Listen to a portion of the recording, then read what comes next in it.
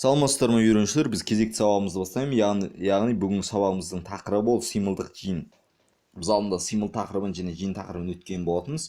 Яғни бүгін сол символдық жиын тақырыбын өтетін боламыз.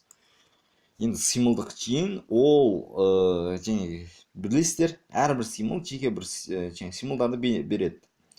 Енді бірақ символдардың тобы болсашы, ол бір сөйлем болуы мүмкін. Мысалға, бір текст алайық. Текст деген өзі құры, сол текст деген сөздің өзін алсақ, ол 4 символдан тұрады. Бірақ сол 4 символ бірігіп бір сөзді немесе тексттің артынан біраз сөз жалғасақ, сол бір сөйлемді білдіреді. Яғни мына жердегі айтып отқан мән де солай. Әдетте сөз бен сөйлем болып саналады деп. Әдетте олардың бастапқы мәнін берудің екі түрлі тәсілі бар. Біз ол жиындарды сипаттау дегендерді қалай айтады деп айтып отпаймыз, өйткені біз ол алдыңғы тақырыпта өткенбіз, сонымен ұқсас. Әдетте мысалға былай қарапайым және типтер бастапқы мәндерін бірден символдарды мән бергендей жалғыз тырнақшаның ішіне алып жеке мәндерін беріп шығуға болады. Бірақ соңында нөлді беру керек, өйткені ол аяқтау керек. Бұның нақты мағынасын сонда айтатын боламыз. Екіншісі ерекше мән беру тәсілі, яғни екі тырнақшаның ортасына жазу. Сол арқылы да мән беруге болады. Бастапқы мән. Енді бастапқы мәнін біз беруге болады дедік, бірақ сол бастапқы мәнін берген тексттерді бірден шығарып көрейік. Мына жерде мысалдар бар екен, мен жазып көрейін айден. Неде жазып қойған болатын. Мен соны көшіре салайын.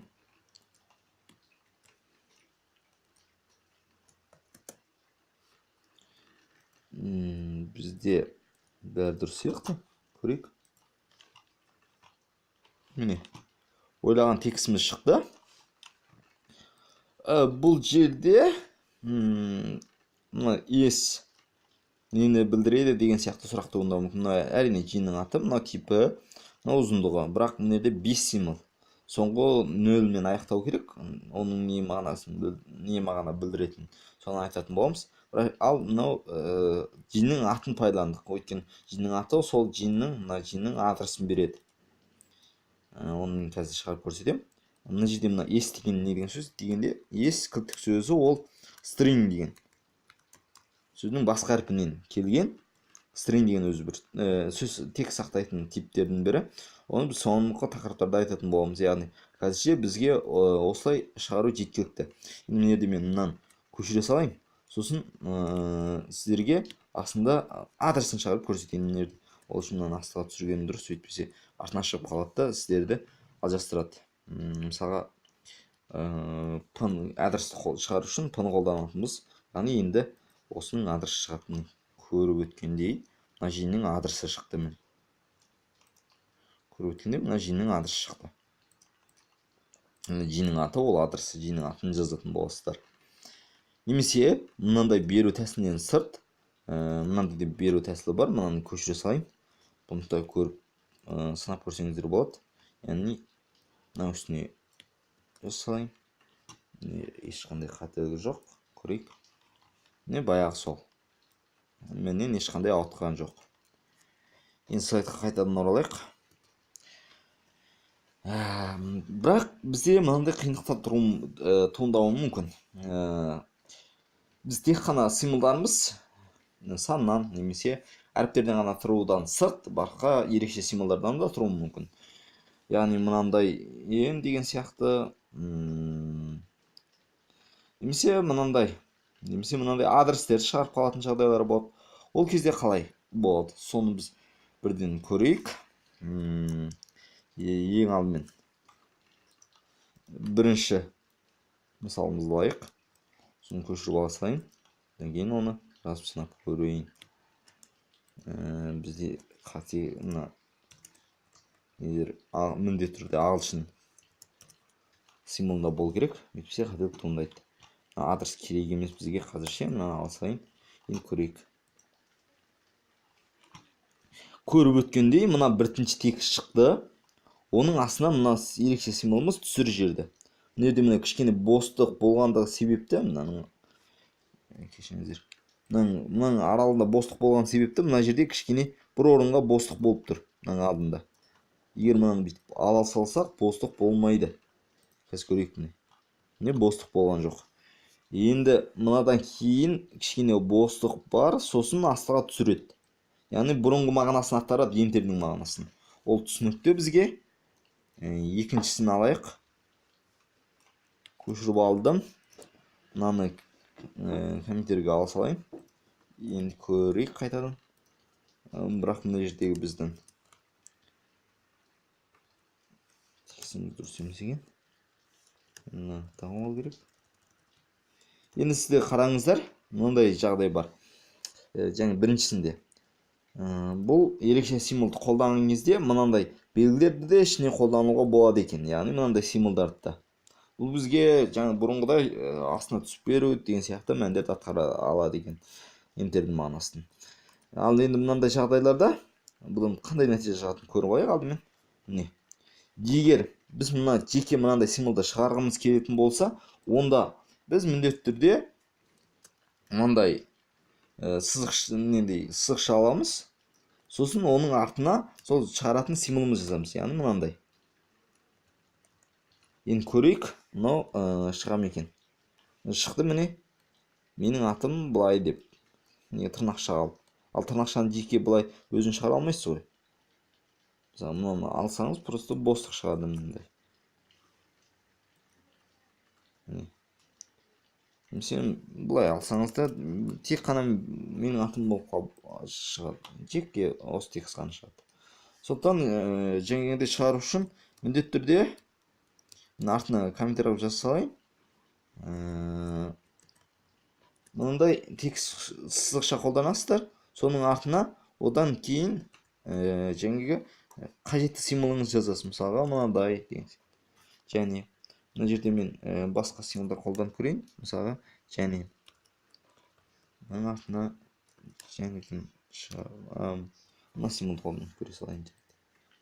Не шығар екен? Міне көріп өткендей және шықты. Оның артынан доллардың белгісі шықты. Біз өйткені солай шығаруды өтіндік. Солай мәніміз шығарып берді. Бұл түсінікті деп ойлаймын. Онда келесіге өтейін. Компьютерге ала салайын. Енді бізге адрес шығаруға тура келсе. Адрес мысалға адресті алсақ, мына жерде мен адрес жаза салғам. D папкасының ішіндегі алдымен мыналар ағылшын символында болу керек. Басында сайт жасаған кезде басқа символды пайдаланған екенбіз. Не, D-ның ішіндегі cpp файл папкасының ішіндегі hello деген папка. Мысалға, соның адресін шығару керек болды. Ол кезде қандай жағдайды істетеміз? Яғни біз ол үшін мына жаңа айтқандай, мына таңбаны істетеміз, мынандай қисық сызықты істетеміз. Бұл бізге мүмкіндік береді, мына қисық сызықтың артынан кез келген символды жалап алып. Мысалға, өзін шығару үшін соның былай істесек те болады. Яғни мынандай символ арқылы да шығара аламыз. Мысалға, біз осыны жазып шығарып көрейік. Қандай нәтиже берер екен? Ала салайын. Міне, көргенімізде мына адрес дәлме-дәл дұрыс шықты. Енді біз қайтадан слайдқа оралайық. Бұл түсінікті болды бізге. Енді символдық жол жиынын тоқтатудың символы ол 0 деген сияқты. Принт арқылы шығарылғанда 0-ге жолыққан жағдайда шығару арғай тоқтатылады. Яғни сол жерден арғай шықпайды деген сөз. Мысалға, біз мына жерде бір мысал келтірдік. Мысалға, мына өзі 6 элементтен тұратын жиын, соның 3-ші элементін 0 бере салдық. Яғни ол кезде ол бірден сол 3-шіге дейін элементтер шығарып келіп, 3-ке келгенде бірден тоқтайды. Өйткені мынерде біз айтып қойғанбыз. Мына 0-ге жолыққанда бірден тоқтайды деп. Мысалға, бұны мысалын көрейік біз. Мысалға, мынаны алайын. Жаңағы мысал көшіріп алсайын да. Енді мыналар керек емес. Мынаны алайын. Қателік. Мыналарды алдымен дұрыстап алайын. Мына керек емес қой, мынау керек емес, мына алсам да болады екен. Енді қараңыздар, шығарып көрейік енді. Қандай жағдай болар екен?